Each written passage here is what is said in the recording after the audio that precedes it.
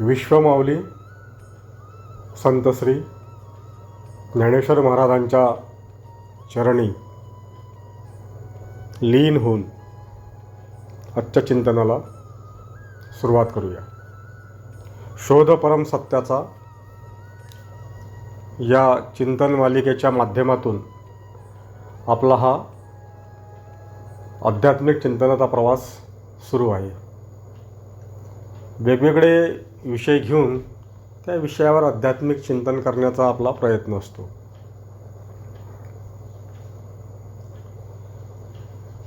आता आपले हे सगळे जे प्रयत्न असतात ते संत वचन आणि संत साहित्याचा आधार घेऊनच असतात आणि विशेषतः माऊलींच्या चरणी लीन होऊन आपला चिंतनाचा नेहमीच प्रयत्न असतो. आणि आजच्या आपल्या चिंतनाचा आपण विषय निवडलेला आहे श्रद्धा. श्रद्धा या विषयावर आज आपला चिंतन करण्याचा प्रयत्न राहणार आहे.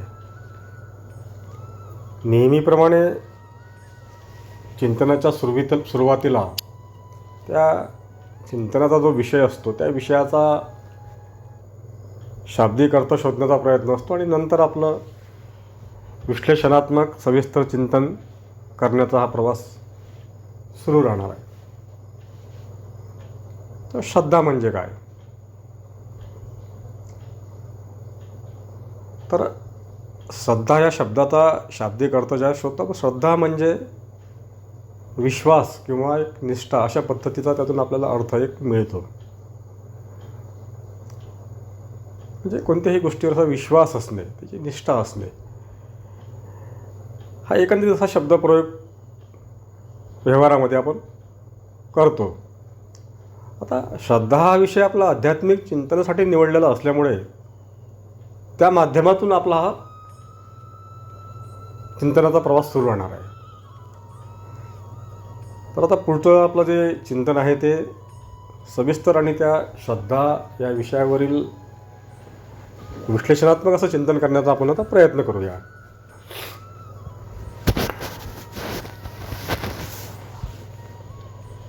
तर श्रद्धा हा शब्द जेव्हा आपण जीवनामध्ये शब्द आमच्या जीवनामध्ये आम्ही वापरतो, व्यवहारामध्ये किंवा इतर या जीवन जगताना बरेचदा श्रद्धा हा शब्द येतो. आणि विशेषतः ईश्वरी कार्यामध्ये हा शब्द अधिक प्रमाणात वापरला जातो. धार्मिक कार्यामध्ये आणि ईश्वरी कार्यामध्ये श्रद्धा या शब्दाचा प्रयोग मोठ्या प्रमाणात केला जातो. विशिष्ट ठिकाणी माझी श्रद्धा असणं म्हणजे श्रद्धा ह्या शब्दाचा आम्ही भौतिक या जगामध्ये वापर करताना अनेक माध्यमातून माझी विशिष्ट एका व्यक्तीवर श्रद्धा आहे. धार्मिकच आणि बाबतीतच नव्हे तर ईश्वरी बाबतीतच नव्हे तर इतरही या भौतिक गोष्टीमध्ये श्रद्धा हा शब्दाचा आम्ही प्रयोग वारंवार करत असतो. का ठराविक अमुक या वस्तूवर या व्यक्तीवर श्रद्धा आहे किंवा या विधानावर माझी श्रद्धा, या वचनावर माझी श्रद्धा आहे. म्हणजे वचन, विधान, व्यक्ती विशेष अशा पद्धतीनं श्रद्धा या शब्दाचा अर्थ शब्दप्रयोग केला जातो. म्हणजे त्याचा अर्थ तोच तो विश्वास असणे, निष्ठा असणे, हा त्यातूनच शब्दबोध होतो. विश्वास आणि निष्ठा आहे. आणि ज्यावेळेस आम्ही त्या श्रद्धा या शब्दाचा ज्यावेळेस आम्ही आध्यात्मिक दृष्टिकोनातून चिंतन करण्याचा प्रयत्न करतो त्यावेळेस तो चिंतनाचा प्रयत्न ह्या भौतिक गोष्टीतून तो अगदी शब्दप्रयोग करतो आणि आध्यात्मिक दृष्टिकोनातून ज्यावेळेस आम्ही तो श्रद्धा हा शब्द वापरतो त्यात फार मोठा फरक आहे. याच्यामध्ये विश्वास आणि श्रद्धा याच्यामध्ये फरक दिसून येईल तुम्हाला. भौतिक जगामध्ये श्रद्धा हा शब्द प्रयोग करताना विश्वास हा तिथे भाव असतो, विश्वास आहे. तर विश्वास कसा निर्माण होतो? विश्वास हा बुद्धीच्या तर्कवितर्कावर निर्माण होतो. बुद्धी ठरवते विश्वास ठेवायचा की नाही ठेवायचा या गोष्टीवर.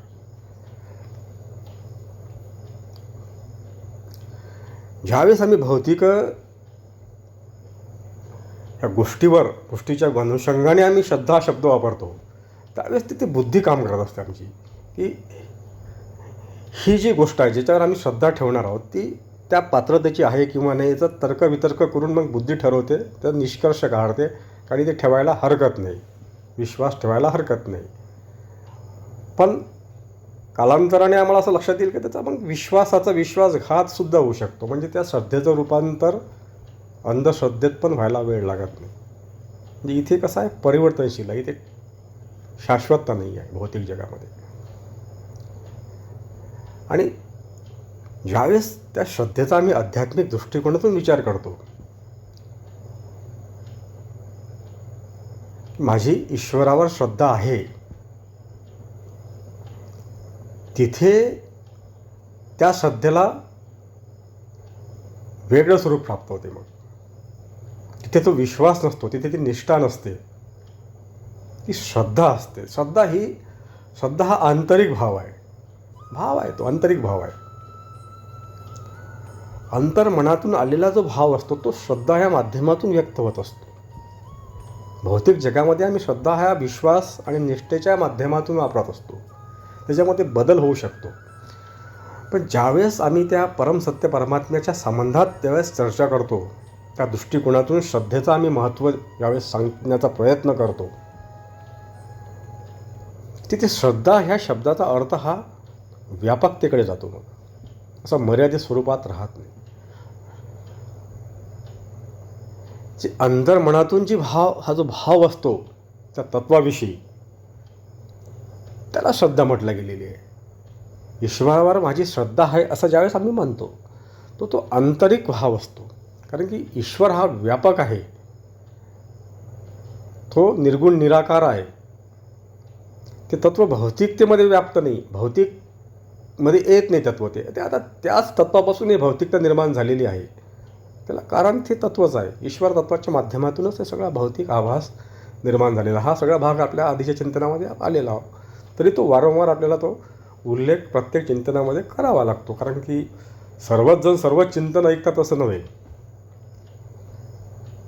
आपला जो चिंतनाचा जो हा प्रवास सुरू आहे, तर प्रत्येक चिंतनामध्ये आपण वेगवेगळे विषय घेऊन आपला चिंतनाचा प्रयत्न असतो. पण प्रत्येक चिंतन हे सर्वच चिंतन प्रत्येकाला ऐकायला मिळतील किंवा त्याला ऐकायला वेळ मिळेल असं म्हणता येणार नाही. म्हणून तर आपण प्रत्येक चिंतनामध्ये हा जो मूळ जो त्याचा म्हणजे त्या आपल्या ज्या शोध परमसत्याचा ही जी आपली चिंतन मालिका आहे, चिंतन मालिकेच्या माध्यमातून जो आपला हा आध्यात्मिक चिंतनाचा प्रवास सुरू आहे, आणि ते आध्यात्मिक ज्ञान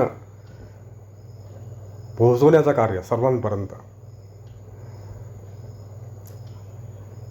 म्हणजे ते आध्यात्मिक अनादी अनंत असं जे ज्ञान आहे, ते ईश्वरी ज्ञान, दिव्य ज्ञान,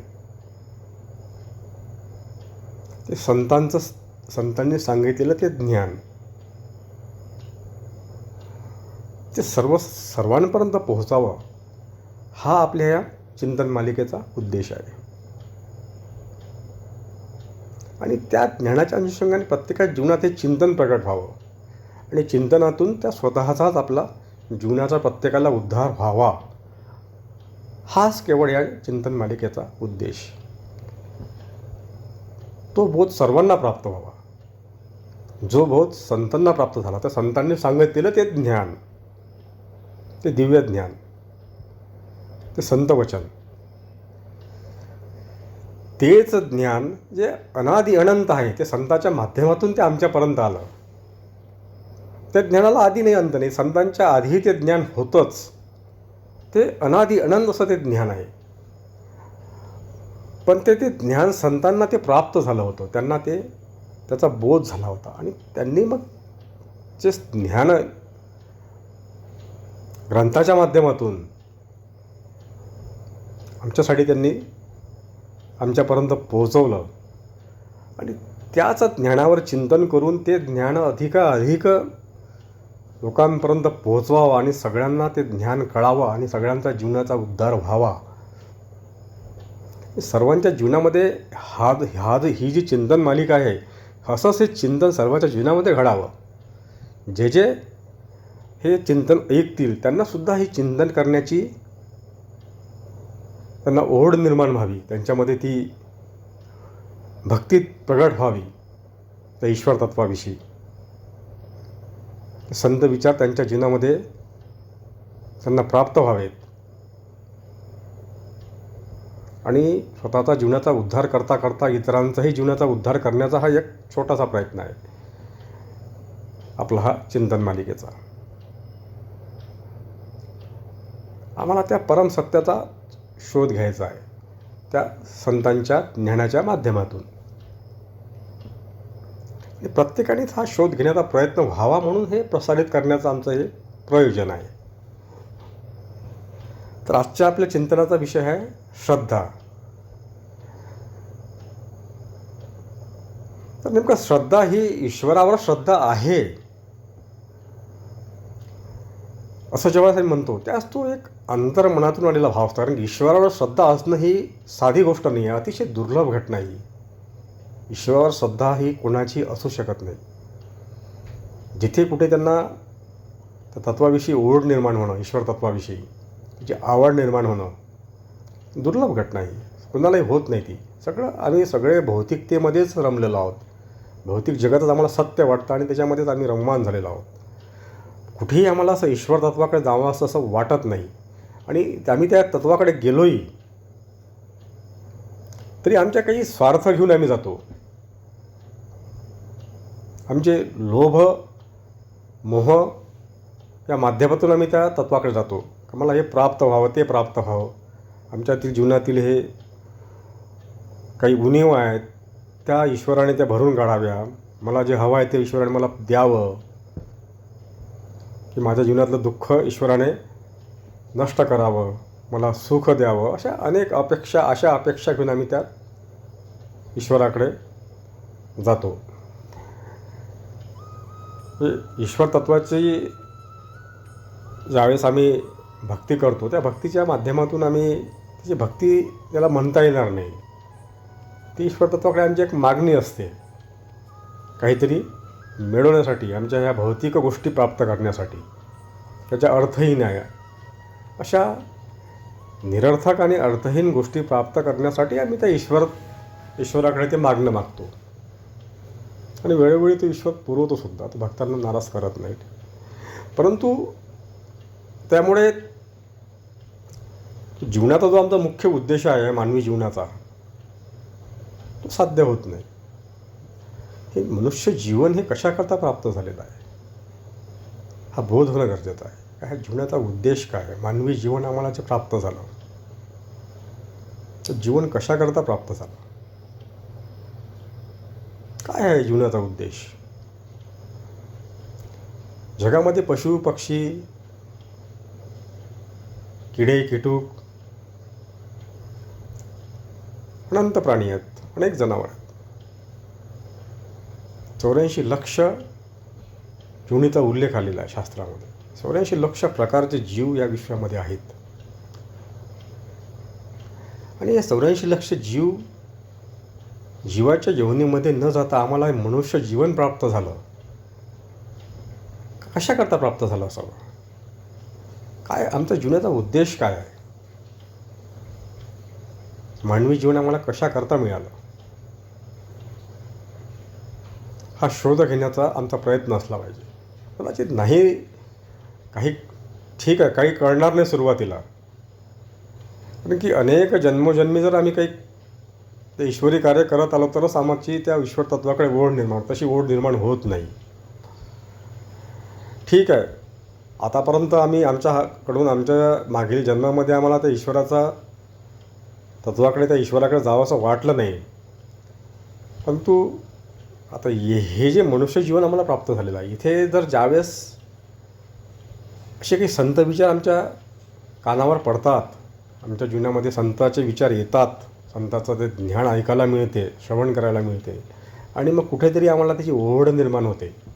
कारण की संत वचनामध्ये एवढी शक्ती आहे की ते साक्षात संत हे साक्षात परमात्म्याचेच अवतार असतात. साक्षात ते परमात्माच ईश्वरच असतात.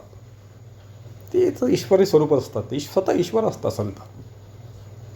कारण की आपणा साधेखे करेती तात्काळ. ईश्वर त्यांना स्वतःसारखंच करून टाकतो. ते शिल्लक ते भेदच नाही. संपूर्ण विश्वात ते एकच तत्व व्याप्त आहे. आणि त्या तत्वाचा बोध झाल्यानंतर तो जीव ईश्वरमय होऊन जातो, विश्वमय होऊन जातो. जे ईश्वराचं स्वरूप त्याला प्राप्त होतं त्या जीवाला, ज्यावेळेस त्याला त्या परमसत्याचा बोध होतो त्यावेळेस. त्यामुळे ईश्वरामध्ये आणि त्याच्यामध्ये काही फरक राहत नाही. त्याला आम्ही संत म्हणतो त्या जीवाला. आम्ही त्याचे जे महात्म्य असतात त्यांना संत म्हणतो आम्ही. ज्यांना त्या परमसत्याचा बोध झाला आहे ते संत. आणि अशा संतांचे विचार जीवनामध्ये प्राप्त होणं, तेव्हा आमच्या जीवनामध्ये कुठेतरी परिवर्तन होणं सुरू होतं. आम्हाला कळतं की नाही, संत जे सांगतात त्यांच्या शब्दामध्ये अत्यंत प्रचंड अशी शक्ती असते, तो प्रभाव असतो. निश्चितपणे कुठेतरी आमच्या अंतरात्म्याला त्यांचे शब्द ते जाऊन भिडतात. म्हणजे आमचं जे मूळ स्वरूप आहे त्याला जरी आम्ही विसर पडलेला असला तरी संतांचे जे वचन असतात त्या संत वचन एवढे शक्तिशाली असतात ते, आणि तेवढा त्यांच्यामध्ये प्रभाव असतो की ते आमच्या अंतरात्म्यामध्ये ते जाऊन पोचतात. त्यांचे ते शब्द, त्यांचे ते वचन. कुठेतरी काहीतरी ज्ञान ज्यास आम्ही कुठेतरी ऐकतो, कुठल्या तरी प्रवचनामध्ये, कुठल्या तरी कार्यक्रमामध्ये, कुठे का असे ना, किंवा कुठे का आम्ही काही एखादा ग्रंथ वाचायला घेतला, कुठं काहीतरी वाचत बसलो, कुठे काही ऐकायला मिळालं, तर ते संतांचे जे शब्द असतात, संतांनी लिहिलेले शब्द, हे जर आमच्या कानावर आले तर ते कुठंतरी आमच्या हृदयामध्ये असे जाऊन भिडतात ते शब्द. त्या शब्दामध्ये तेवढी ताकद, शक्ती आहे. कारण ते दिव्य शब्द असतात. संत जे काही करतील ते निश्चित दिव्यच असते, कारण की ते ईश्वर असतात स्वतः. त्यामुळे असे संत वचन जर आमच्या काही कानावर आले तर निश्चितच आमच्या जीवनामध्ये कुठेतरी मग प्रचंड प्रमाणात अशी आमच्या जीवनामध्ये खळबळ निर्माण होते की काहीतरी माझं काहीतरी चुकत आहे, मी वेगळ्या दिशेनं, मला ह्या दिशेनं गेलं, काहीतरी वाटते, असं निश्चितपणे वाटते. संत वचन ज्यावेळेस कानावर पडतात त्यावेळेस कुठेतरी ते अंतरात्म्याला असं हेलावून टाकतात ते शब्द. काहीतरी कळत आम्हाला काहीच नाही, बोध होत नाही त्यावेळेस, कारण की आम्ही अनंत जन्मापासून या मायेच्या प्रभावाखाली जीवन जगत आलेलो असतो. या षटरिपूच्या अधीन असतो आम्ही. कर्मबंधनामध्ये आम्ही बद्ध झालेलो असतो, पापपुण्यामध्ये बद्ध असतो, जन्म मृत्यूच्या चक्रामध्ये आम्ही असं फिरत असतो. वेगवेगळे देह धारण करून आम्ही हे दुःख भोगत, अनंत दुःख यातना भोगत आम्हाला हा आता मनुष्य कुठे जन्म मिळालेला आहे. यापूर्वी अनेक जन्म आम्हाला मनुष्याचे प्राप्त झाले असतील, पण कधीही आम्ही त्या ईश्वर तत्वाकडे न गेल्यामुळे आम्हाला पुन्हा ते जन्म मृत्यूचा फेरा भोगावा लागला. आणि कुठेतरी आमचे पुण्यकर्म असतील म्हणून आम्हाला मनुष्य जीवन प्राप्त झालं. हे आमच्या पुण्यकर्माची फलनिष्पत्ती. आम्हाला तो हे मनुष्य जीवन जे मिळालेलं आहे, कारण की मानवी देह हा मुक्तीचं द्वार म्हटलेला आहे. केवळ हाच एक मानवी देह असा आहे. अनेक देह आहेत, 84 लक्ष योनीचा उल्लेख केलेला आहे, तेवढे देह आहेत. परंतु केवळ मानवी देहाच्या माध्यमातूनच आम्हाला ह्या दुःखमय चक्रातून मुक्त होता येतं. तर त्याशिवाय दुसरं पर्याय नाही आहे. इतकं हे मानवी जीवन असं अमूल्य आहे. इथला प्रत्येक क्षण अमूल्य आहे जीवनातला. कारण की हे जीवन आहे, आमचं मानवी जीवन आहे, विशिष्ट अशा ठराविक कालावधीकरता आम्हाला प्राप्त झालेला आहे. आणि तो कालावधी संपल्यानंतर हा देह निघून जाणार.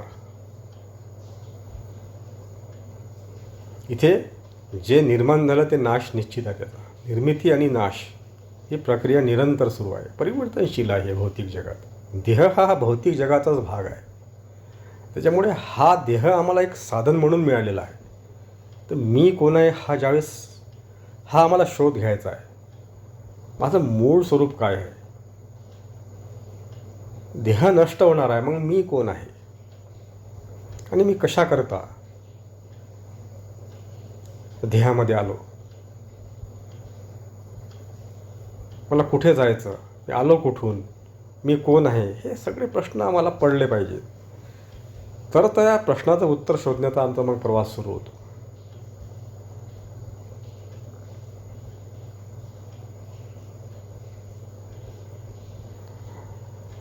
त्या परमसत्याचा शोध घेताना सुरुवातीला आम्हाला स्वतःचा शोध घ्यावा लागेल. स्वतःचा शोध लागल्याशिवाय तुम्हाला त्या ईश्वर तत्वाचा शोध लागणारच नाही. स्वतःचा शोध लागला की ते आपोआपच संपूर्ण विश्वाचं रहस्य तुमच्यासमोर आपोआपच उलगडलं जातं. काहीच करावं लागत नाही. तुमच्यात जे तत्व व्याप्त आहे, आमच्यात जे तत्व व्याप्त आहे ते संपूर्ण विश्वात तेच तत्व व्याप्त आहे. वेगळं नाही आहे इथे काही. इथे एकच तत्वानं सगळं विश्व भरलेलं आहे. एका तत्वाशिवाय दुसरं तर अन्य तत्वच नाही, दुसरं तत्वच नाही आहे जगामध्ये. एकच तत्व आहे. हे विश्व एकत्वानं भरलेलं आहे. एकत्व आहे, इथे समत्व आहे. अन्य नाहीच इथे काही. दुजेपणा नाहीच आहे इथे. भेद नाहीच आहे. जेव्हा जेव्हा इथे भेद निर्माण होतो आमच्या जीवनामध्ये तेव्हा तेव्हा भय निर्माण होतो. आणि भय आले की दुःख आलं. आम्ही वेगळं समजलो की भय आलं. एकत्व सर्व एकच आहे, पण आमचा दृष्टिकोन हा भिन्न असतो. हे वेगळं, ते वेगळं, ते वेगळं. वेगळेपणा आहे, परिच्छिन्नता आहे. म्हणजे ह्या सगळा मायेचा प्रभाव आहे. मायेच्या आम्ही पूर्णपणे अधीन आहोत आणि या मायेच्या बंधनातून आम्हाला इथून मुक्त व्हायचं आहे. त्यासाठीच हे मानवी जीवन आहे. इतर जीवनामध्ये ती सुविधा नाही आहे. तो केवळ ती व्यवस्था ह्या मानवी जीवनाच्या माध्यमातूनच ईश्वराने निर्माण केलेली आहे. तर ईश्वर स्वतः अकर्ता आहे, तो काही करत नाही. पण नियतीच्या माध्यमातून जे काही नियतीचा सिद्धांत आहे त्यानुसार हे मानवी देह हा केवळ त्यासाठीच प्राप्त झालेला आहे की तुम्हाला स्वतःच्या मूळ तत्वाचा म्हणजे त्या परमसत्य परमात्म्याचा बोध प्राप्त करून घेण्यासाठीच हे जीवन आम्हाला प्राप्त झालेलं आहे. दुसरा जीवनाचा काहीही उद्देश नाही. काहीच उद्देश नाही दुसरा अन्य. कुणी जर असं म्हणत असेल काही जीवनात हे केलं पाहिजे, वेगवेगळे मार्ग आहेत जीवन जगण्याचे. अनेक तुम्हाला मार्ग सांगतील.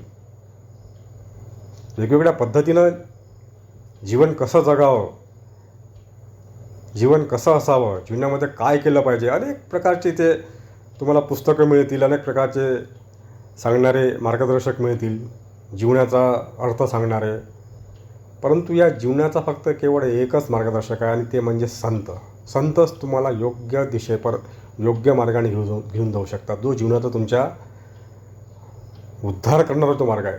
तुमचं आयुष्याचं संपूर्ण आयुष्याचं सार्थक लावणार आहे. हे मानवी जीवन सार्थकी लावणारा, मानवी जीवनाचा उद्धार करणारा, त्या जीवाला स्वतःच्या मूळ स्वरूपाचा म्हणजेच परमसत्य परमात्म्याचा बोध प्राप्त करून देण्याचं कार्य केवळ संतच करू शकतात. इतर जे लोक आहेत ते सगळे तुम्हाला दिशाहीन असं भरकटवणार लोक आहेत. या भौतिक जगामध्ये तुम्ही नुसतं दिशाहीन असं भरकटत राहा इतर मार्गाने जाल तर. संतांनी सांगितलेल्या मार्गाने जाणे जीवनाचा सार्थक आहे. इतर संतांनी सांगितलेल्या मार्गाशिवाय इतर सर्व मार्ग हे विनाशाकडे जाणारे आहेत. विनाश तिकडे, दुसरा पर्यायच नाही तुम्हाला. दुःख, यातना, कष्ट जिकडेच घेऊन जाणारे आहेत ते सगळे. तुम्हाला जर परम आनंदाचा, परम सुखाचा, परम शांतीचा आणि परम सत्याचा मार्ग की जे शाश्वत आहे, तिथे आदी नाही, अंत नाही, सर्वव्यापकता आहे, असं जे स्वरूप आहे तेच आमचं मूळ स्वरूप आहे. तेच ईश्वर स्वरूप. त्या ईश्वरमय होण्यासाठी संत विचारच आम्हाला योग्य दिशा दाखवू शकतात, योग्य मार्ग दाखवू शकतात. तेच खरे आमचे मार्गदर्शक बनू शकतात, संत विचार किंवा संत स्वतः.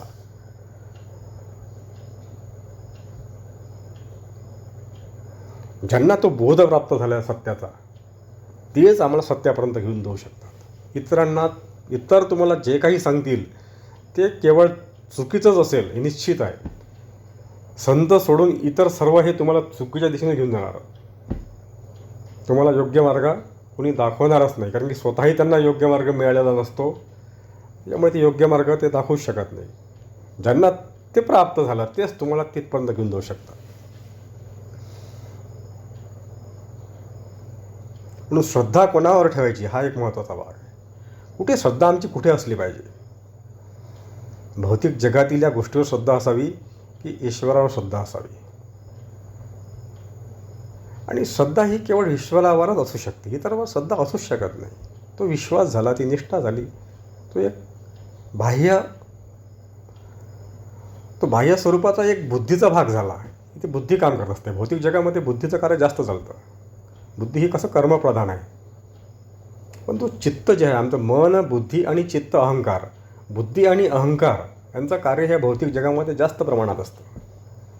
तर्कवितर्क करणे बुद्धीच्या माध्यमातून, अहंकार म्हणजे कर्तृत्वाचा भाव, करता मी आहे हा भाव असतो, ते अहंकार असतो. अहंकार करणारा मी आहे.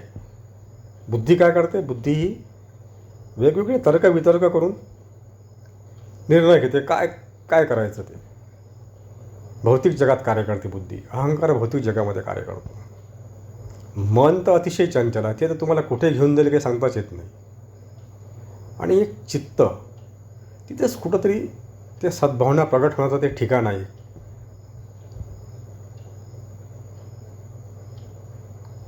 चित्ती असू द्यावे समाधान. समाधान हे केवळ चित्तामध्ये असू शकतं.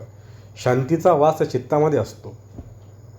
मन हे शांत असू शकत नाही. मन हे सरभर असतं. मन ज्यावेळेस ते लयाला जाईल त्याच वेळेस ते शांत होतं. आता हे मन, बुद्धी, चित्त, अहंकार सगळे एकच आहेत. ते एक असते, मनाचाच भाग आहे सगळा तो. मन ज्या पद्धतीनं, मन जर तर्कवितर्क करायला लागला तर ती बुद्धी बनते. मन जर कर्ता बनलं तर ते अहंकार बनते. आणि मन जर विकारी बनलं तर ते दुष्ट भावना बनते. आणि मन जर मनातून जर सद्भावना निर्माण होत असतील तर चित्ताच्या भावने माध्यमातून होत असतात सद्भावना. श्रद्धा, भक्ती हे चित्तातून प्रकट होत असतो. प्रेम, शांती, समाधान हा भाग चित्ताचा आहे. मन, बुद्धी, चित्त, अहंकार शेवटी ते एकच आहे. फक्त ते त्या कार्यानुसार त्याचे 4 भाग केलेले आहेत. एक भाग सद्भावनेचा जो भाग असतो तो चित्तामध्ये असतो.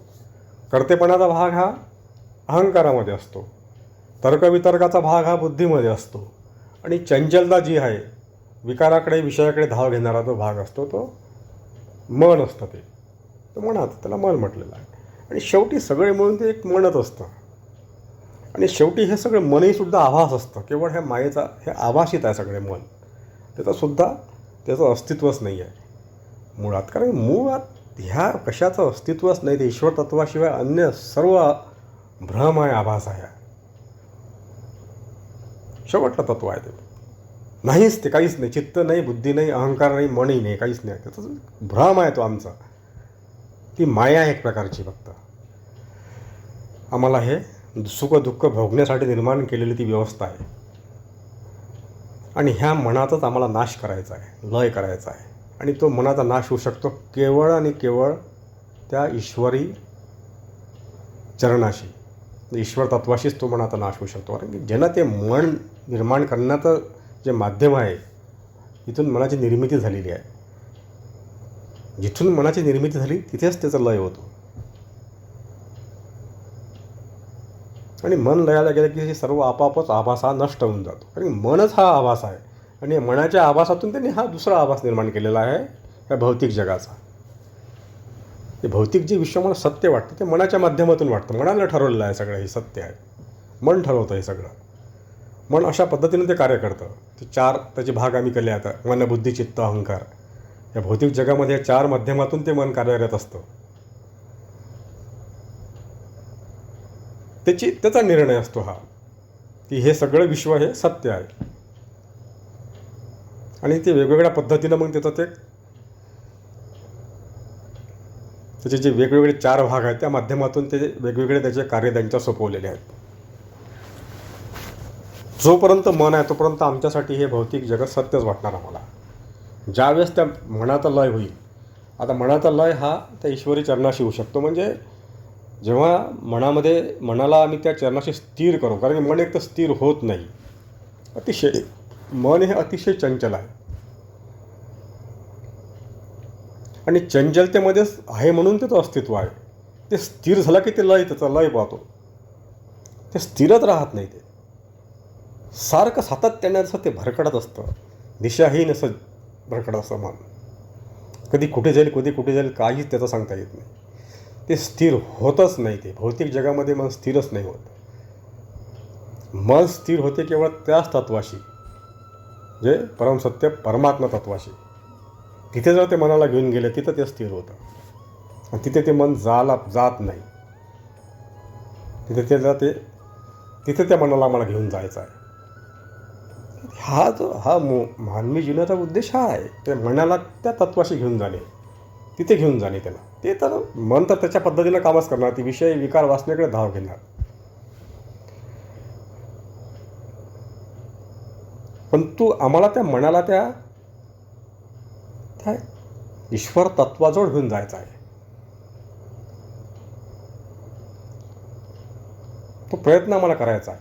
सोपं नाही आहे ते तिथे घेऊन जाणं. पण हळूहळू तो अभ्यासाअंती जातं ते. आणि एकदा का ते तिथं गेलं की तिथं मन स्थिर होतं. मग स्थिर झाले की तिथं लय होतो. स्थिर होणं महत्त्वाचं आहे. मन तसा मनाचा लय होत नाही. हे संपूर्ण जे विश्व आहे, संपूर्ण विश्व असं फिरत आहे, भ्रमण करीत आहे. इथे कोणीही स्थिर नाही आहे. चंद्र, सूर्य, तारे, ग्रह, आकाश, गंगा, जे काही संपूर्ण हे विश्व आहे. आणि विश्वासोबत हे सगळं आम्हीसुद्धा ह्या भौतिक संपूर्ण हे जे आमचा हा जो मनाचा आभास आहे, मन फिरत आहे, त्या मनासोबत हे संपूर्ण विश्व सगळे फिरतच आहे. कोणी स्थिर नाही इथे. इथे भौतिक जगामध्ये स्थिर असं काहीच नाही. सगळे फिरणार आहे. पृथ्वी फिरते म्हणजे आम्ही फिरतच आहोत. सगळ्या वस्तू फिरत आहे. सगळे ग्रह तारे सगळे फिरतच आहे. कोणी स्थिर नाही आहे. संपूर्ण ब्रह्मांड हे तुम्हाला फिरतानाच दिसेल. ते कुठेच कोणी स्थिर दिसत नाही. स्थिर फक्त ते एकच तत्व आहे, ते ईश्वर तत्व. त्याच्या माध्यमातून हे परिभ्रमण सुरू आहे सर्वांचं. त्याला कारण ते तत्व आहे. ते करता नाही आहे, ते करत काहीच नाही. ते साक्षी तत्व आहे. आणि हे जे सगळं भ्रमण सुरू आहे, हे सगळं काल्पनिक आहे, भ्रम आहे. हा भ्रमण म्हणजे भ्रम, त्याचं नावच आहे. भ्रमण करणाऱ्या ज्या काही गोष्टी आहेत तो भ्रमच आहे. त्याला भ्रमणच म्हटलेलं आहे. भ्रमण म्हणजे भ्रम. जिथे भ्रमण आला तिथे भ्रम आला. फिरणारा काही दिसला का समजून जातं हे असत्य आहे, भ्रम आहे, आभास आहे. जे स्थिर आहे ते सत्य आहे. सत्य फिरणारं नसते. सत्य स्थिर असतं. हे नित्य असतं. ते शाश्वत असतं, परिवर्तनशील नसतं. असं भ्रमण करत नाही. ते आहे ते. आणि ते सर्वव्यापक असतं. त्याला मर्यादा नाही आहे. ते त्या बंधनात बंदिस्त नाही आहे. ते बद्ध नाही आहे. व्यापक स्वरूप आहे. ते अनादि अनंत आहे. स्थिर आहे म्हणून तिथे शांती आहे. स्थिर आहे म्हणून तिथे समाधान आहे. आणि स्थिर आहे म्हणून तिथे आनंद आहे. जिथे स्थिरता आहे तिथेच या गोष्टी असतात. आनंद, समाधान, शांती हे स्थिर आहे त्या ठिकाणी असतात. स्थिर राहा, काहीच करायचं नाही, स्थिर राहा. हे जे संत मंडळी सांगतात, हा उपदेश करतात, यामागे ही भूमिका असते. एका ठिकाणी बसून राहा त्यांचा उद्देश नसतो. काहीच करू नका. एका ठिकाणी काही करू नका म्हणजे तुमचं मनाला स्थिर ठेवा. मन असं शांत ठेवा. शरीर जे करायचं ते करणारच आहे. तुम्ही नाही म्हटलं तरी करणार आहे. शरीर हे कर्माशिवाय राहू शकत नाही. शरीराच्या माध्यमातून कर्म घडतच राहणार. कारण की ते ह्या भौतिक जगाचा भाग आहे. जसं भौतिक जगत हे भ्रमण करीत आहे, सारखं फिरत आहे. शरीरही फिरतच आहे. त्याची गती सुरूच आहे. इथे भौतिक जगामध्ये सगळं हे भ्रमण करणारे आहे. भ्रम आहे हा सगळा. त्याचं नावच भ्रमातूनच भ्रमण नाव निर्माण झालेलं आहे. शरीरही आमचा त्याच भ्रमणाचा भाग आहे. तिथे त्यांना कर्म करावेच लागणार आहे. पण इथे मनानं स्थिर व्हायचं आहे. मन स्थिर करायचं. आणि मन स्थिर फक्त एकाच ठिकाणी होऊ शकते. का जिथे स्थिरता आहे तिथे मन स्थिर होऊ शकते. ते स्थिर तत्व आहे ईश्वर तत्व. त्याच्या माध्यमातून सगळं हे ब्रह्मांडाचा विश्वाचा कारभार सुरू आहे. त्याच्याच सत्तेतून हे संपूर्ण विश्वाचा कारभार सुरू आहे. तो आहे त्याच्या माध्यमातूनच हे अस्तित्व निर्माण झालेलं आहे. करता नाही आहे तो, पण त्याच्या माध्यमातून झालेला आहे. सगळ्या नियतीच्या सिद्धांतानुसार आणि कर्मसिद्धांतानुसारच सगळ्या ह्या घटना जगामध्ये घडताना आपल्याला दिसतात. नियती त्या ईश्वर तत्वाच्या अधीन आहे आणि त्या नियतीच्या माध्यमातूनच या माया निर्माण झालेली आहे. नियती म्हणजेच तेच माया. आणि हा सगळा भ्रम त्या मनाचा आहे. आणि मन, माया, नियती हे सगळं भ्रम आहे. आणि हा सगळा भ्रम निर्माण करणारा आहे. निर्माण करण्यामागचं जे मूळ कारण आहे ते ईश्वर तत्व आहे. ते परमसत्य तत्व. त्याच्या तसं वस्तूच्या माध्यमातून सावली निर्माण झालेली आहे. सावलीचं अस्तित्व नाही, पण सावली आहे. अस्तित्व नाही, पण नाकारता येत नाही. त्याच पद्धतीनं हे भौतिक जगात आहे. भौतिक जगाचं अस्तित्व काहीच नाही आहे. मूळ वस्तू वेगळी आहे. मूळ तत्व ते ईश्वर तत्व आहे. भौतिक जगत हे त्याचं बिंब आहे. त्या ईश्वर तत्वाचा सावली आहे. भ्रम आहे हा सगळा.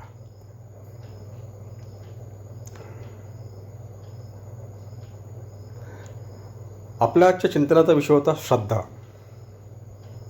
आणि या श्रद्धा या विषयावर चिंतन करताना आपण तसं वेगळ्या दिशेनं आपला हा चिंतनाचा प्रवास सुरू झाला होता. आता विषयाच्या अनुषंगानं कधीकधी काही विषय येतात, परंतु आपला तो चिंतनाचा मुख्य विषय श्रद्धा या विषयाकडे आपण आता वळूया.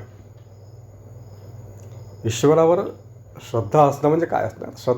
श्रद्धा ही कशी असते? श्रद्धा ही आंतरिक भाव आहे. तो एक प्रेम आहे, ते आंतरिक प्रेम. आणि त्या प्रेम म्हटल्यापेक्षाही श्रद्धा म्हणजे प्रेम आणि समर्पणाची वृत्ती.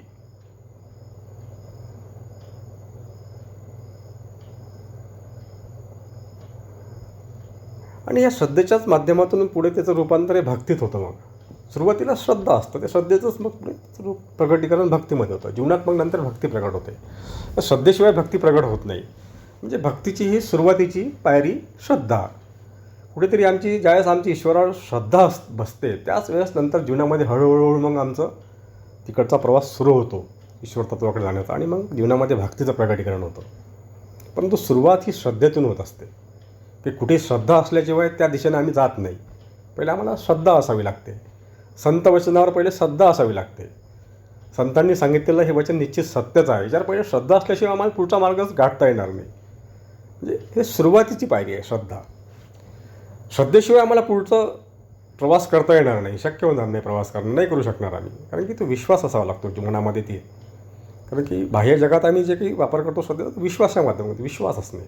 इथे श्रद्धा म्हणजे इथं समर्पण वृत्ती असते. तिथे केवळ बाह्य गोष्टीवर हा विश्वास असतो. ठीक आहे, माझा विश्वास आहे या गोष्टीवर, बाह्य जगातल्या गोष्टी, बाह्य जगातल्या व्यक्तीवर. परंतु ईश्वराबद्दलच्या परमसत्य परमात्म्या तत्वाविषयी जेव्हा मी विचार करतो, त्यावेळेस श्रद्धा हा आंतरिक भाव निर्माण होते. आंतरिक भाव असतो तो. कारण की ते तत्व आणि मी एकच, आमचं हे स्वरूप एक असल्यामुळे तिथे नातं अति घट्ट असतं. ते जवळचं नातं असतं. ईश्वराचं आणि आमचं नातं खूप जवळचं आहे. नातं जवळचं म्हणजे तो आणि आम्ही एक, तर हळूहळू कळतं आम्हाला की तो आणि मी वेगळाच नाही आहे. नंतर कळतं, पण सुरुवातीला आम्हाला आता ज्यावेळेस जीवनामध्ये श्रद्धा प्रकट होते, त्यावेळेस कुठेतरी आम्हाला तिथे त्या ईश्वर तत्वाची आवड निर्माण होते. श्रद्धा प्रकट होणं अतिशय महत्त्वाचं आहे. श्रद्धा असणं आणि त्या ईश्वराच्या आधी संतांवर श्रद्धा असणं, संत वचनावर श्रद्धा असणं. त्याशिवाय आम्हाला तो मार्ग मिळणार नाही. तर संतांनी काही सांगितलं आणि ते जर आम्हाला त्याच्यावर श्रद्धाच नसली तर पुढचा आमचा प्रवास होणारच नाही, त्या दिशेने आम्ही जाणारच नाही. कारण की संत हे सांगतात निश्चितच खरं आहे की खोटं आहे, हे जर आमची बुद्धीच्या माध्यमातून आम्ही त्याचे तर्कवितर्क करत बसलो तर तर्कवितर्क करण्यातच आमचं सगळं आयुष्य निघून जाईल. तिथे आम्हाला श्रद्धा ठेवावीच लागेल. संत वचनावर श्रद्धाच ठेवावी लागेल. तिथे दुसरा कोणताही पर्याय नाही. श्रद्धेशिवाय तुम्हाला दुसरा पर्यायच नाही आहे. बुद्धीच्या माध्यमातून जर तुम्ही त्याचा विचार करत बसले की हे संत जे सांगतात किंवा हे जे आध्यात्मिक भगवद्गीतेमध्ये जे लिहिलेलं आहे किंवा ज्ञानेश्वरीमध्ये जे लिहिलेलं आहे किंवा आमच्या जे काही आमचं हे आध्यात्मिक साहित्य आहे, ज्यांना आम्हाला हे दिव्य ज्ञान त्यामध्ये दडलेलं आहे, आमच्या जीवन उद्धाराचं जे ज्ञान तिथे त्यांच्यामध्ये आहे आणि ते ज्ञान आमच्यापर्यंत पोहोचवण्याचा जे संत प्रयत्न करतात आणि संतांनी ते प्रयत्न केलेला आहे आणि पोहोचवलेलं सुद्धा आहे, परंतु आमच्यामध्ये ते आमच्या आतमध्ये शिरत नाही, ते आमच्या अंतरात्म्यापर्यंत ते पोहोचवण्यासाठी हे संतांच्या माध्यमातून ते जास्त योग्य प्रकारे पोहोचतं. डायरेक्ट ते ज्ञान आम्हाला तसं पचनी पडणार नाही, ते नाही आम्हाला हे करू शकत, पण ते बऱ्याचदा आम्ही त्या संतांचंही ज्ञान आमच्यापर्यंत पोहोचत नाही, एवढे आम्ही निगरगट्ट बनलेलो असतो.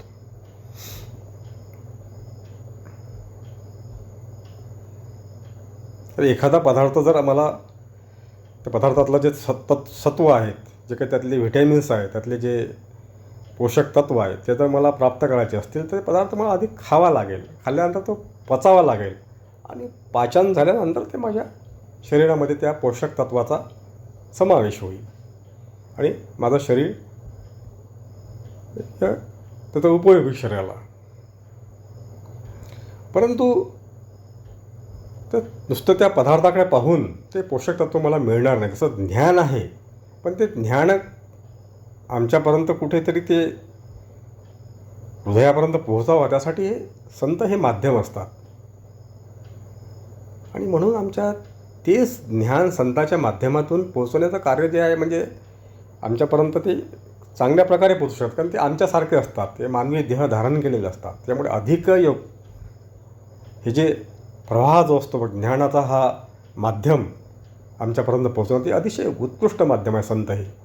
तर ईश्वराचं आणि आमचं याच्यातले जे मध्यस्थी संत करतात, त्या ईश्वराला आमच्यापर्यंत पोहोचवण्याचं कार्य हे संत करत असतात. त्यांची जीवाशिवाची गाठ भेट घालून देण्याचं कार्य हे संतांच्या माध्यमातून होत असतं.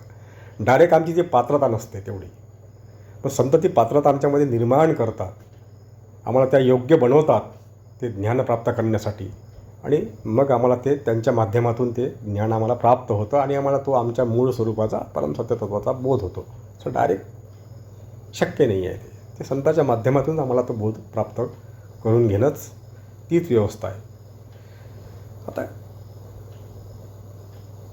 काहींना जन्मजातच ते ज्ञान प्राप्त होऊन जातं, संतांनाच होतं ते साक्षात ईश्वरी अवतार असतात, ते जन्मजातच त्यांचा अवतारच ते घेऊन आलेले असतात ईश्वराचा, तो भाग वेगळा आहे. पण मानवी हे जीवनामध्ये एकंदरीत सरळ सरळ ते ज्ञान म्हणजे गुरुविना, त्यालाच ते आम्ही गुरुतत्व म्हणतो आहे. ते संतच गुरु असू शकतात, गुरुशिवाय ते ज्ञान प्राप्त होत नाही म्हण.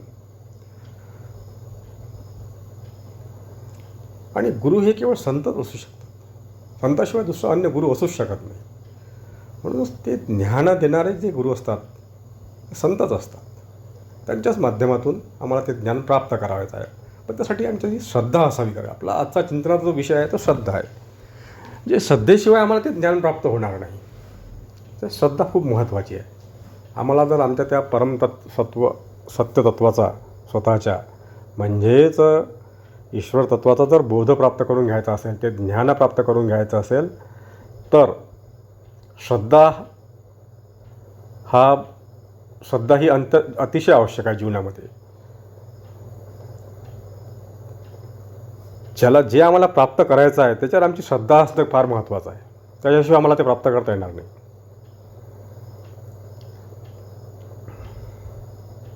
कारण की संत आणि ते प्राप्त करण्यासाठी करण्याचे जे साधन आहेत ते म्हणजे आमचे संत. आणि त्या संतावर श्रद्धा असणं, त्यांच्या वचनावर श्रद्धा असणं, श्रद्धेशिवाय आम्हाला पुढचा मार्ग मिळणारच नाही. श्रद्धा अतिशय गरजेची आहे. श्रद्धेशिवाय आम्हाला शक्य नाही आहे, ते पुढचा आमचा प्रवास होणारच नाही त्या परमसत्याचा, ते मार्गच मिळणार नाही. आम्हाला तर श्रद्धा ठेवावीच लागेल. म्हणून श्रद्धा ही अतिशय महत्त्वाची. आणि मग श्रद्धेतूनच जीवनामध्ये हळूहळू तो मार्ग मिळत राहतो आणि श्रद्धेचं रूपांतर मग भक्तीमध्ये होतं, जीवनामध्ये भक्तीचं प्रकटीकरण होतं. आणि एकदा भक्ती प्रगट झाली की मग ईश्वर तत्व तुमच्यापासून काही फार लांब राहत नाही. बघ, खूप जवळ जाऊन पोचता तुम्ही ईश्वर तत्वाच्या, आणि एक साक्षात ईश्वर तत्व तुम्हाला प्राप्त होतं. परंतु त्यासाठी आपला जो आजचा विषय तोच आहे, श्रद्धा. आणि श्रद्धेचं महत्त्व काय आहे जीवनामध्ये हा सांगण्याचा हाच चिंतन करण्याचा आपला प्रयत्न आहे. अतिशय महत्त्व आहे श्रद्धेला. तर त्याच्याशिवाय तुमचा मुख्य म्हणजे सुरुवातच तिथून करायची आपल्याला श्रद्धेपासून. सुरुवातीचा म्हणजे प्रारंभच श्रद्धा आहे. त्या परमसत्य परमात्म्याचा बोध जर प्राप्त करून घ्यायचा असेल तर त्याचा प्रारंभ हा श्रद्धेपासून होतो. इतकं जीवनामध्ये श्रद्धेला महत्त्व आहे. श्रद्धा असल्याशिवाय तुमचा त्या प्रारंभच होऊ शकत नाही. एखाद्या प्रवासाचा जर आपल्याला प्रारंभ करायचा असेल तर आधी तुम्हाला प्रवास सुरू करावा लागतो. आणि जे आपलं साधन आहे वाहन, त्या वाहनावर विश्वास असतो आमचा. त्या वाहनांना ते वाहन त्या ठिकाणापर्यंत घेऊन जाणार. कुठे आम्ही असं त्या मनामध्ये विचारसुद्धा येत नाही. ज्या वाहनामध्ये आम्ही बसतो तो आमचा पूर्ण विश्वास असतो का या वाहनाच्या माध्यमातून मी माझं इच्छित स्थळ निश्चित गाठणार. ते वाहन चालवणारा जो ड्रायव्हर असतो त्याच्यावर आमचा विश्वास असतो का हा मला निश्चित योग्य स्थळी पोहोचून देणार. कुठे असं मनामध्ये शंका येत नाही आमच्या की आम्हाला हा कुठेतरी खड्ड्यात घेऊन जाईल, कुठेतरी दरीत टाकून देईल. नाही, तसं नाही वाटत कधीच. असं जर वाटत राहिलं तर आमचा प्रवास होणारच नाही. मग तो मनामध्ये जर ते भय असलं की या ड्रायव्हर आम्हाला फसवणार तर नाही, आम्हाला कुठे घेऊन दुसरीकडे तरी कुठे घेऊन जाणार नाही, कुठे आम्हाला हे गाडी कुठे एखाद्या गड्ड्यात तर घेऊन जाणार नाही, कुठे दरीत तर आमची गाडी जाणार नाही, असे जर आम्ही केलं तर आमचा प्रवास हा होणारच नाही. आम्ही घाबरून जाऊ आणि मग त्या वाहनातून उतरून जाऊ. म्हणजे तो आमचा प्रवास पूर्ण होऊ शकणार नाही. म्हणून श्रद्धा ही अतिशय महत्त्वाची आहे. विश्वास ते श्रद्धा असावीच लागते. श्रद्धा आम्हाला ठेवावी लागेल संतांवर. ते बुद्धीचे तर्कवितर्क करून चालणार नाही. तर्कवितर्काच्या माध्यमातून काहीही सोल्युशन निघणार नाही, उपाय निघणार नाही. तर्कवितर्कातून तर्कवितर्कच निघत राहतील. तर्कवितर्काला अमर्यादा आहे. त्याला मर्यादाच नाही. ते जेवढे तुम्ही तर्कवितर्क कराल तेवढे अधिक अधिक अधिक अधिक गुंतागुंत ही वाढत जाणार. अधिकाधिक तर्कवितर्क होत राहणार. ते बुद्धीचं कार्यच ते आहे. त्याला अंतच नाही आहे. मग कुठेतरी या हृदयातून ते अंतरात्म्यातून तुम्हाला ते वाटलं पाहिजे, तिकडं जावं असं वाटलं पाहिजे. ते आंतरिक भाव आहे ती श्रद्धा. म्हणजे अंतर्मनातून तुमचा तो भाव प्रगट झाला पाहिजे श्रद्धेचा की नाही हे संत आणि तो भाव प्रगट होण्यासाठी आमचं जन्मोजन्मीचं सत्कर्म आमच्याजवळ असावं लागतं. तसा ते श्रद्धा बसत नाही. कुठेही श्रद्धा अशी निर्माण होत नाही. संतांवर श्रद्धा असणं, ईश्वरावर श्रद्धा असणं, संत वचनावर श्रद्धा असणं हे सगळं आमच्या जन्मोजन्मीचं सत्कर्माचं हे फळ असतं. तशी श्रद्धा ही निर्माण होत नसते. श्रद्धेचं प्रगटीकरण तसं होत नाही जीवनामध्ये. काय श्रद्धा हा तर सुरुवात आहे. ते भक्त परमसत्य परमात्मा. एकदा तुम्ही सुरुवात झाली की तुम्ही मार्गाला लागले, निश्चित पोहोचणार. चालत राहायचं, थांबायचं नाही. मग तो प्रवास तुम्हाला सुरू ठेवायचा आहे. हळूहळू निश्चित पोहोचणार.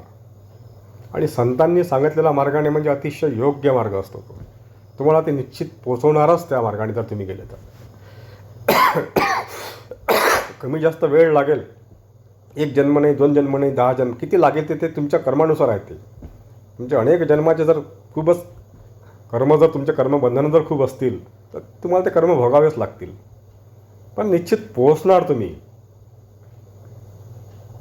याची संपूर्ण शाश्वती संतांनी सांगितलेल्या मार्गाने जर गेले तर निश्चित पोहोचणार.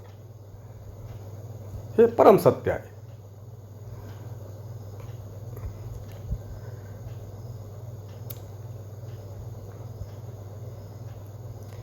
आता एक पितृपक्षाचा जो पंधरवडा असतो, त्या पितृपक्षाच्या पंधरवड्यामध्ये प्रत्येक तिथीपासून म्हणजे प्रतिपदेपासून तर अमावस्येपर्यंत एक श्राद्ध करण्याचा आपल्या प्रथा आहे संस्कृतीमध्ये. जवळपास ही प्रथा सर्व देशामध्ये आपल्या पूर्वजांचं स्मरण करून ठराविक कालावधीमध्ये, कारण की आणि आपल्या या भारतीय संस्कृतीमध्ये प्रतिपदेपासून तर अमावस्येपर्यंत हा 15 दिवसाचा कालावधी जो दिलेला आहे पितृमोक्ष अमावस्येपर्यंतचा. म्हणजे गणेश चतुर्दशीनंतर गणेशाचं विसर्जन झाल्यानंतर जी पौर्णिमा येते आणि ती पौर्णिमेनंतर जी प्रतिपदा येते, त्या प्रतिपदेपासून तर पितृमोक्ष अमावस्येपर्यंत 15 दिवसाचा हा एक कालावधी जो दिला आहे 15 दिवसाचा, हा पितरांच्या स्मरणाकरता दिला आहे. जे आमचे पूर्वज आहेत त्यांचं स्मरण करण्यासाठी हा कालावधी ठरवून दिलेला आहे आमच्या शास्त्रामध्ये. आणि ज्या तिथीवर आमच्या पूर्वजांचं, आमचे आई वडील किंवा आमच्या परिवारातले इतरही जे सदस्य असतील, त्यांचं ज्या तिथीला त्यांना मृत्यू आला असेल त्या दिवशी त्या तिथीवर त्यांचं श्राद्ध करण्याची प्रथा आहे.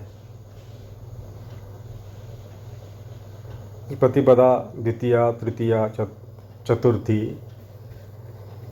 म्हणजे ज्या तिथीवर त्यांनी देह सोडला त्या तिथीला त्यांचं श्राद्ध करता येते. तर श्राद्ध म्हणजे काय, तर श्रद्धेचाच एक भाग आहे. म्हणजे श्रद्धापूर्वक जे आम्ही कार्य करतो, त्या स्मरण करतो, त्या आमच्या पूर्वजांचं एक श्रद्धायुक्त स्मरण, श्रद्धा आमची त्या, की आमच्या ह्या पूर्वजांचं स्मरण करण्याचा हा जो कालावधी आहे, त्या पूर्वजांचं स्मरण हे केलं गेलं पाहिजे. कारण की त्यांचे आमच्यावर उपकार असतात. आमचे मातृपितृ हे आमचं ऋण असतं मातृपितृंचं. त्या ऋणातून मुक्त होण्याचा आम्ही आयुष्यभर प्रयत्न करतो असतो जिवंत असेपर्यंत. पण मृत्यूनंतरसुद्धा ह्या ज्या काही प्रथा आहेत आमच्या शास्त्रानुसार, आमच्या धर्मानुसार, त्या पायाला काही असं हरकत नसावी असं मला तरी वाटतं. आता ते त्याला कोणी अंधश्रद्धा म्हणत असेल, श्रद्धेचाच अंधश्रद्धा, तर तो प्रत्येकाचा दृष्टिकोन हा वेगळा असू शकतो. परंतु श्रद्धापूर्वक म्हणून त्याला श्राद्ध म्हटलेलं आहे. प्रतिपदा श्राद्ध, द्वितीया श्राद्ध, तृतीया श्राद्ध, असं नवमी श्राद्ध, दशमी श्राद्ध, एकादशी श्राद्ध, द्वादशी श्राद्ध असं, आणि शेवटी अमावास्याला सर्व पितृमोक्ष. म्हणजे सर्वांसाठी. कोणाला जर त्यांचं माहीत नसेल कोणत्या तिथीला मरण आलेलं आहे तर पितृमोक्ष अमावस्याला, सर्व पितृमोक्षाला त्यांनी ते श्राद्ध करायचं असतं. म्हणजे श्राद्ध म्हटलं आहे त्याला. श्राद्ध म्हणजे श्रद्धायुक्त केलेलं कार्य. आणि श्रद्धायुक्त जर आम्ही त्या आमच्या पितरांचं, आमच्या आईवडिलांचं, आमच्या पूर्वजांचं, वाटवडिलांचं, आजोबा पणजोबा जे काही आमचे असतील, आमचे का ज्यांनी आमच्या कुटुंबासाठी, आमच्या कुटुंबातले ते आमच्यासाठी झटले, आमच्यासाठी त्यांनी कष्ट घेतले, आम्हाला लहानाचं मोठं केलं, आणि हे त्यांचे आमचे ऋण असतात मोठ्या माणसांचे. का त्यांच्या माध्यमातून आमचा हा जीवन प्रवास सुरू झालेला असतो. त्यांचे उपकार असतात. मातृपितृण तर कोणीही फेडू शकत नाही. कारण की मातृऋण आणि पितृऋण हे ऋणातून मुक्त होता येत नाही. पण ते छोटासा प्रयत्न असतो आमचा. आयुष्यभर पितृऋणातून मुक्त होण्याचा आमचा प्रयत्न असला पाहिजे. आमच्या आईवडिलांना जास्तीत जास्त आमच्याकडून जशी सेवा करता येईल तशी सेवा आमच्याकडून घडली पाहिजे. आणि त्यांच्या मृत्यूनंतर हा जो श्राद्धाचा हा जो पंधरवाडा असतो, या पंधरवाड्यामध्ये आपापल्या पूर्वजांचं, आईवडिलांचं श्रद्धापूर्वक स्मरण करून जे काही विधी असतील ते करायला काही हरकत नसावी. त्याला कोणी अंधश्रद्धा असं म्हणत असेल कदाचित. का अंधश्रद्धा आहे, त्यांच्यापर्यंत ते पोहोचत नाही, तुम्ही जीव घालताय का. आता तुम्ही एक दिवस तर कोणाला काही जीव घातला काय, तुमचा काय फरक पडणार आहे. उलट अन्नदान करणे चांगलं आहे. आणि आम्ही तसा इतर किती खर्च करतो, वाह्यात गोष्टीवर खर्च करतो, त्याकडे कोणी असं लक्ष देतं का, नाही देत. मग आम्ही वर्षभरातून असं आमच्या पूर्वजांसाठी त्यांचं स्मरण म्हणून काही गोष्टी आम्ही काही करत असतील, काळातल्या आमचा काही वेळातला वेळ आम्ही त्यांच्यासाठी काढायला काय हरकत आहे, काही हरकत नाही.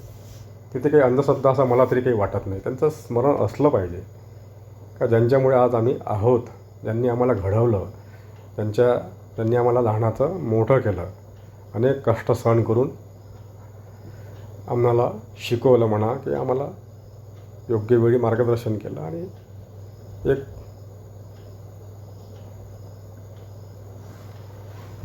या स्थितीपर्यंत आम्हाला पोहोचण्यासाठी त्यांचा फार मोठा हातभार आहे. आणि अशा आईवडिलांचं स्मरण, आपल्या पूर्वजांचं स्मरण हे नेहमी, आणि सगळ्या देशामध्ये ही प्रथा आहे. संपूर्ण जगभराची प्रथा जवळपास बऱ्याच देशामध्ये आहे. 80 ते 90% तरी प्रमाणात हे कोणीही सगळ्या आपापल्या पद्धती वेगळ्या असतील, पण पूर्वजांचं स्मरण करण्याची प्रथा बऱ्याचशा देशामध्ये आहे. तेच आपल्या भारतीय संस्कृतीनुसार आम्हाला जे काही आमचे शास्त्रानुसार हे ठरवून दिलेलं आहे, त्या पद्धतीने आम्हाला जसं शक्य होईल या काळात, तसं शक्य होईल तसं त्या जे रीतिरिवाज नियम जे काही अजून काही कर्मकांड जे आहेत, उपासना वगैरे ह्या त्या सगळ्या गोष्टी तर किचकट आहेत. काही काही गोष्टी त्या ठीक आहे, त्या जर आम्हाला शक्य नसेल, पण ज्या आमच्याकडून ज्या शक्य आहे करता येणे शक्य आहे आमच्या पूर्वजांच्या स्मरणासाठी, त्यांचं स्मरण म्हणून, तर जेवढं शक्य असेल तेवढं तर काही करायला हरकत नाही असं मला तरी वाटते.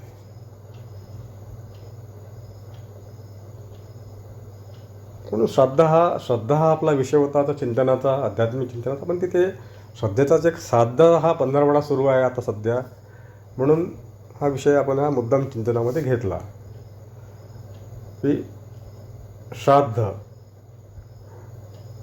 करायला काही हरकत नसावी. तो श्रद्धेचाच भाग आहे, कारण की श्रद्धेच्या माध्यमातूनच आम्हाला ते श्राद्ध करायचं आहे. त्यांचंच एक ऋणातून मुक्त तर होता येत नाही, पण त्यांचं स्मरण आम्हाला करणं हे कधी केलं पाहिजे. ते काही 15 दिवसासाठी त्यांचा तो कालावधी त्यांचा दिलेला आहे शास्त्रामध्ये, काही करायला हरकत नसावी. हे सदैव स्मरण असायला पाहिजे, परमेश्वराचं चिंतन सदैव असायला पाहिजे.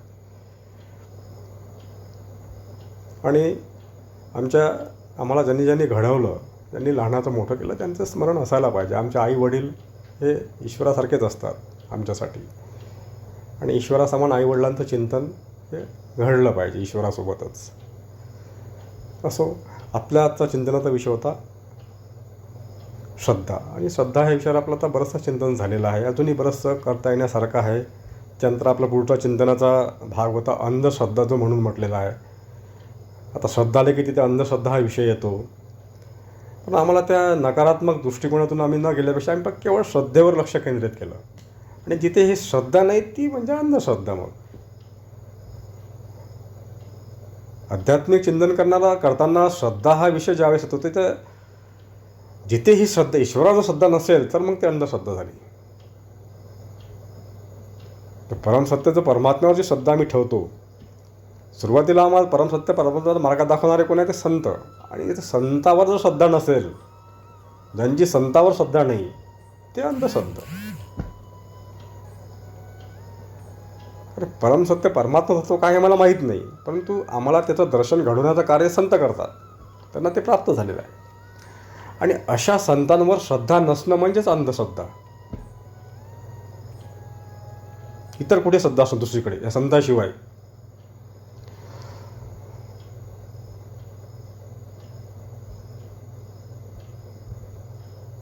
संताशिवाय इतर जर दुसरीकडे कुठली श्रद्धा असेल, कारण संत हे परमसत्य परमात्म्याचं साक्षात स्वरूप असतात, आणि त्या परमसत्य परमात्म्यावरच तुमची श्रद्धा जर नसावी, आता ते निर्गुण निराकार तत्व ते आम्हाला माहीत नाही, ते त्याच्यापर्यंत आम्हाला पोहोचायचा आहे, तोच शोध घेण्याचा आमचा प्रयत्न सुरू आहे. परंतु तो शोध घेण्यासाठी आम्हाला जे मार्गदर्शक करणारे जे आहे आमचे, ते संत आहेत. आणि ते संत आहेत, तर संताचे वचन, आता आमच्याकडे संत ओळखणं आम्हाला कठीण आहे, पण त्यांचे जे साहित्य आहे, त्यांचे ग्रंथ आहे, त्या ग्रंथाच्या माध्यमातून त्यांनी जे आम्हाला ते ज्ञान दिलं आहे, त्या ग्रंथामध्ये, त्या माध्यमातून आम्हाला तत्वापर्यंत पोचता येणं शक्य आहे. कारण की तशी त्यांनी ती व्यवस्था करून ठेवलेली आहे आमच्यासाठी. त्या ज्ञानाच्या माध्यमातून आम्हाला ते तत्वापर्यंत पोहोचायचं आहे. परमसत्य म्हणजे तत्वापर्यंत, म्हणजे आमच्या मूळ स्वरूपापर्यंत. आणि हा इथे श्रद्धा असणं गरजेचं आहे. आणि इथे जर श्रद्धा जर नसेल, तर ती याच्याशिवाय तर इतर ठिकाणी कोणती श्रद्धा असेल या गोष्टीच्या व्यतिरिक्त? त्या परमसत्य परमात्म्याच्या तत्वाच्या किंवा त्या संताच्या वचनांच्या किंवा संत ग्रंथाच्या किंवा संत आणि परमात्मा सोडून इतर कुठेही तुमची जर श्रद्धा असेल, तर ती अंधश्रद्धा ठरेल निश्चितच. त्याला आम्ही अंधश्रद्धा म्हणतो, इतर अंधश्रद्धा म्हणत नाही. अंधश्रद्धामध्ये तीच जी संत वचन आणि परमसत्य परमात्मा सोडून इतर ठिकाणी जर तुमची श्रद्धा असेल, तर ती अंधश्रद्धा आहे. भौतिक जगावर श्रद्धा असेल तर अंधश्रद्धा आहे. भौतिक जगातल्या कोणत्याही गोष्टीवर श्रद्धा असणं म्हणजे अंधश्रद्धा झाली. तर तिथून तुम्हाला काही प्राप्त होणार नाही. आभासित विश्व आहे सगळं हे, ती अंधश्रद्धा.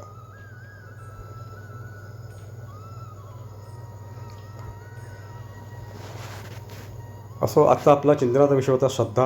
आणि आता बरंचसं आपलं चिंतन झालेलं आहे. माऊलींच्या चरणी लीन होऊन त्यांची आज्ञा घेऊन इथे चिंतनाला विराम देऊया. या चिंतनाच्या माध्यमातून जे काही दिव्य जीवन कल्याणकारक जीवन उद्धारक विचार प्रकट झाले असतील, निश्चितच माऊलींचे विचार आहेत. आणि जे काही चुकीचं या निघालं असेल या चिंतन मंथनातून, ते माझ्या बुद्धीचे दोष आहेत. त्या दोषाकडे आपण दुर्लक्ष करावं, मला क्षमा करावी आणि माऊलींचे विचार ग्रहण करून आपला जीवन प्रवास त्या परमसत्य परमात्म्याच्या दिशेने सुरू ठेवावा. जय जय रामकृष्ण हरी.